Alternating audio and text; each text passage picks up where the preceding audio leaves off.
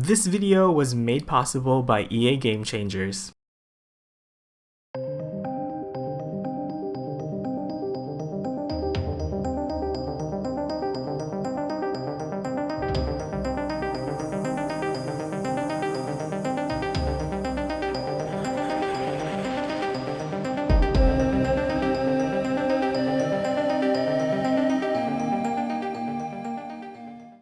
Hello there everybody, it is me XFreezerBunny and welcome back to another Sims 4 speed build. So today we're finishing off the build we started a couple of days ago, showcasing all of the new stuff that came with the brand new pack for The Sims 4, StrangerVille. Now for those of you who are watching this video on the day it comes out, StrangerVille should now be available worldwide, so if you're ever planning to download this build, please make sure you have StrangerVille installed, otherwise it wouldn't look the way it does.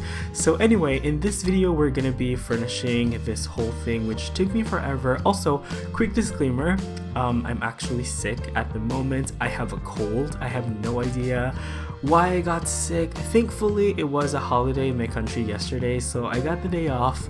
I kind of just took it easy. I would have put this build up much sooner if I wasn't sick. Unfortunately, I just had to give myself a little bit of a rest, and I'm feeling much better now. So yeah, I'm so excited to finally wrap this build up for you guys in this part, because I know a lot of people are actually anticipating this build. I've been getting a lot of really awesome feedback in the comments, so thank you for all of you guys who commented and who gave me some really awesome feedback. I really appreciate it.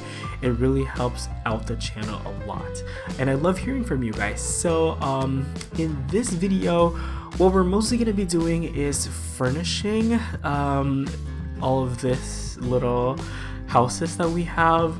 The reason why it took me forever is because each house, it's kind of like its own little tiny house. So each house has its own living area, kitchen, and bathroom, and let me tell you guys, there is a million tons of clutter in this build. Like, it's clutter craziness happening. So it took me so long to get everything to look exactly the way I wanted it to.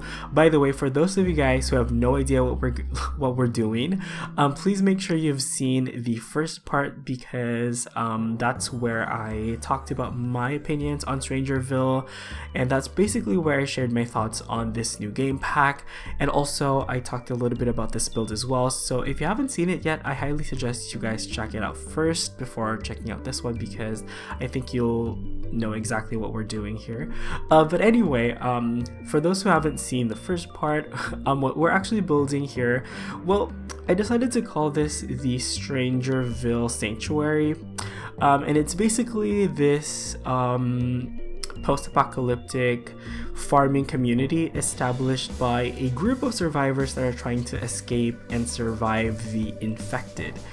So this is one of the houses here. I imagine this house to be owned by kind of like a couple that's a little bit more technological. I imagine one of them to be kind of like a tech guy, and then the other one to be more of like a scientist-ish.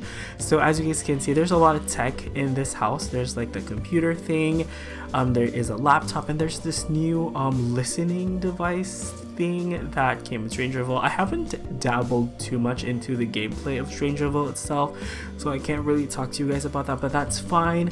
I really wanted to keep this video spoiler free anyway. I think once I get this up for you guys, I will actually dabble into the story of StrangerVille a little bit more. But yeah, there is a little laboratory area in another little house, which we will be furnishing a little bit later on. But for now, I'm just showcasing how I pretty much furnished this whole entire thing. This house is one of my favorites. Actually, yeah, it's one of my favorites, and this is the only house I will show me furnishing the bathroom, because all of the bathrooms technically look the same. They're a little bit different shapes, but in terms of like the furniture, it's similar. You guys can also see that there's like some slight differences in the layout. It's not like your normal house, because basically the idea for this was to kind of make it more makeshift or like ramshackle. So the houses itself, it's not like, you know, your normal houses, because these are post-apocalyptic shelters that are recycled and are just made from scratch basically, and people obviously have other priorities like actually surviving. So you guys can see that, for example, in the bathroom there's actually no sink. There's only one sink in this house right here, and instead of having like a sink, I had like one of those like barrel things, and I don't know, I just really like it. And once again, this is just me spending 10 million hours putting in clutter everywhere. I really like this because it's kind of like an unconventional layout. Like you guys can see, I put the TV in the kitchen, like I put the TV on top of the microwave. I really like that little detail. It actually works, by the way. I've tested this out.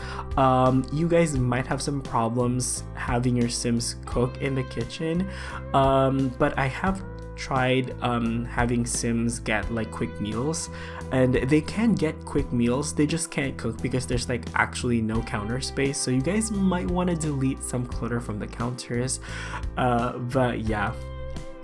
Basically the main inspiration for this build is kind of like, you know, post-apocalyptic dystopian media and movies and games like The Walking Dead. I've already talked about this in the last part, but it was also inspired by games like Fallout or Bioshock. So you guys can see that in terms of the art style, that's kind of the look I was going for. And for me, I also talked about this in the last part. One thing that's really important for me doing these kind of like themed creative builds is the immersion.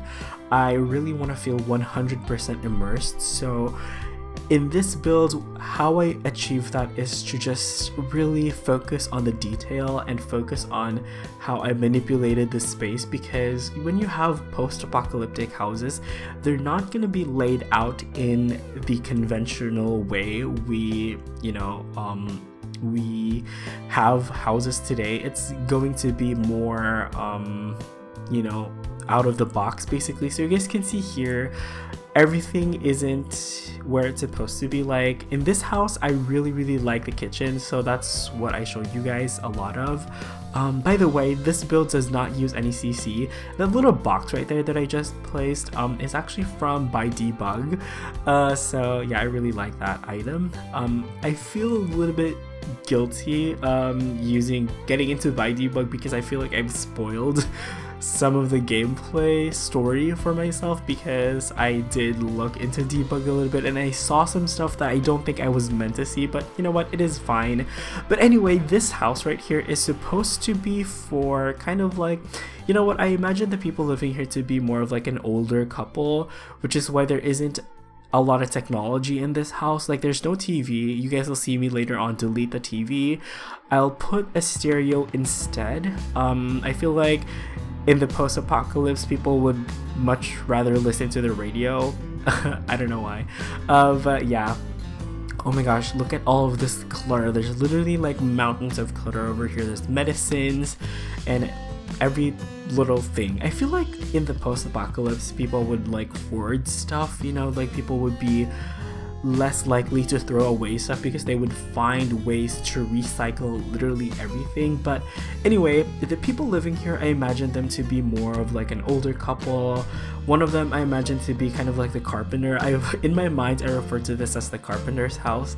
And also the other one I imagine to be kind of like an archaeologist. So we have those. I actually put this archaeological table thing in place of this little stereo because I feel like I'd rather have that skill item over there instead of that stereo. So yeah, I just put like a smaller stereo instead. But yeah, you guys can see that stylistically very few items actually match. You know, that's obviously, like I said earlier, people are more preoccupied with actually surviving the apocalypse, so everything's kind of like very mismatched and all over the place, which I actually really like. I feel like it gives the build so much character, so yeah, I really enjoyed it. Anyway, moving on to the third and final house that we're going to be furnishing in this build. This house I imagine for I guess more of like a creative sim. I call this the farmer's house because in the first part you guys saw me actually put like some planter boxes and like a beehive outside of this house. So I imagine the person living here to be definitely more on like the nature creative side, if that makes any sense. Like they're kind of like bohemian, you know, they love nature, they love the outdoors, they love being creative. So there's a lot of creative skill items in this house. Actually, basically the story for this house is that she is a mom that got separated with her family during the apocalypse, and she's living here by herself trying to survive in hopes that one day she will get reunited with her family. So you guys will see that there's a lot of like memorabilia in this house that kind of like reference her family. Like in the kitchen, for example, there's like this picture frame with the kids, the shoes thing. And also this house is probably the most colorful out of all of them because, like I said earlier, it's more of like the artist's home. So I really love all the clutter items I put here. I feel like it just really felt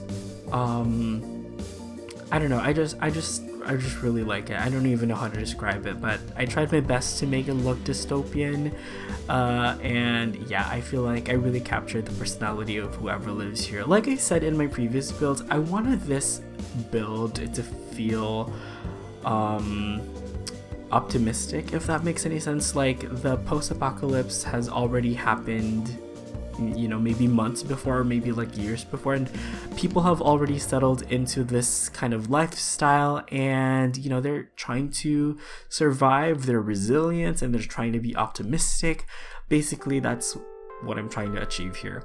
Anyway, oh my gosh, I love those little lanterns I put like right next to the bed, and then there's this little balcony right there where I put kind of like a guitar. So at this point I've already finished decorating this bathroom. Like I said, all of the bathroom kind of has like the similar furniture, so I kind of just had to edit out all of the footage of me decorating the bathrooms because that just took me 10 million years. But now we're working on the kitchen, and I have to say I really enjoyed building the kitchen for this house as well. It's very bright and colorful, also kind of mismatched as well. So yeah, that was very enjoyable for me to build. So yes, anyway, for this kitchen, I put like some really awesome clutter items on the fridge itself. You know, I should probably talk about that a little bit more later on when we're actually doing it. But yeah, basically the clutter items for this house, I try to use a little bit more plants and a little bit more like crafty looking clutter items, I guess, because obviously the person living here is an artist and is really into gardening, I guess. Even though, you know what, I feel like every person in this community would have to help with the farming, but this person in particular is probably the leader when it comes to farming and actually gardening, because they would have all of that, you know, growing plant knowledge, if that makes any sense. So yeah. Yeah, this is a really funky looking dining area using that festive table, and oh my gosh, I used this like little flag from Get Together, I believe, and I really like that little detail. It looks really homemade, which I really like, and I think I settled for that butterfly pattern in the end. And yeah, this is just me putting in a lot of like colorful items and all that good stuff. I'm really happy with how this is turning out so far.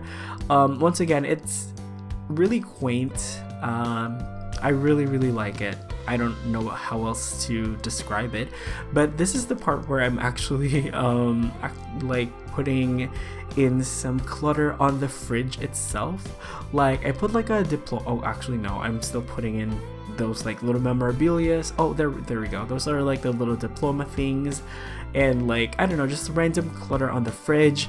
Of course I had to put this like farming equipment thing for the outside, and I also put like a scout board. I don't know why. I don't know if that's really gonna be functional. Something tells me it isn't, but that's fine. It's more of like you know, a decoration for the outside, which is always good. In this one watchtower on this one corner right here, I put like this meditation area. I definitely wanted to have a place where a sim who's just feeling overwhelmed can go meditate, so that's why I put that there. And then this watchtower right here is kind of like another house, I guess, for another one of our survivors. This one is the lookout post, so for those of you guys who are familiar with the game Firewatch, that's definitely what I was going for. So yeah, there is a tent, there's a couple of coolers, of course, and then kind of like a little sitting area. I would have loved to have a telescope. Unfortunately, it was just way too big. I don't know why. I just wish we had like a normal telescope. That would have been so awesome for this place. But you know what? Granted, I think this place still seemed really awesome. And if I was in this apocalypse scenario, I would probably really love hanging out in this place. Oh, I'm also using that like one satellite dish from Get to Work. This is actually one of the functional ones, so yeah, I put that there.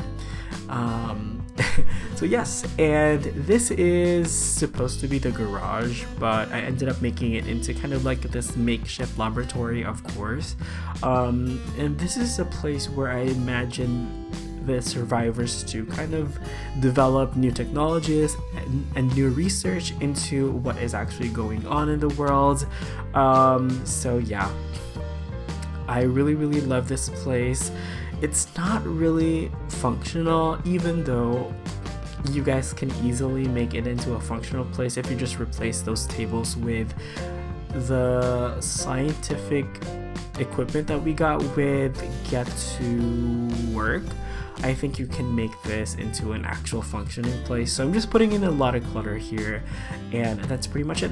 I decided to show this bit of me putting the clutter because you can just see it in the corner of the screen, but there is this little reservoir, which I forgot to talk about in the previous build.